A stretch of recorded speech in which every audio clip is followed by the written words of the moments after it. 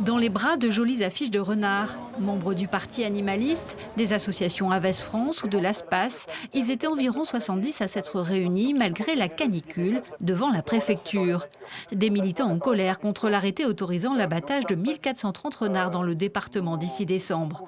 Alors même qu'une consultation publique vient d'avoir lieu sur la question, rassemblant une majorité d'opposants. On nous dit que le renard transmet des maladies, mais sans nous donner de chiffres de contamination, tout simplement parce qu'il n'y en a pas. Ensuite, on nous dit que le renard fait des dégâts sur les élevages avicoles, mais sans nous présenter aucun chiffre non plus et aucune fiche de dégâts. On nous dit ensuite, et je pense que c'est là le fond du problème, que le renard s'attaque aux perdrix grises qui sont relâchées par les chasseurs. Et ça explique en fait pourquoi cet arrêté a été pris et qu'il a été pris à la demande des lieutenants de louveterie. Du côté de la préfecture, on rappelle que le classement du renard comme nuisible et la régulation qui en découle ne sont que les modalités d'application d'un arrêté ministériel de 2019. Pour ce fonctionnaire, il s'agit avant tout d'un principe de précaution.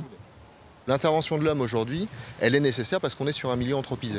D'accord ? Et quand on parle d'un point d'équilibre sur les renards, eh bien, qu'on me situe ce point d'équilibre-là. Est-ce que ce point d'équilibre, finalement, il est tolérable en termes sanitaires, en termes de vie économique, etc., en termes aussi de mise en danger de population. On a pu être interpellé par le passé pour des renards présents en ville, dans une école, dans une piscine, et donc avec une intervention nécessaire, si vous voulez, parce que cette proximité avec les enfants, typiquement, elle était gênante, dérangeante, potentiellement dangereuse. 5 associations ont prévu de faire un recours contre cet arrêté de régulation devant le tribunal administratif.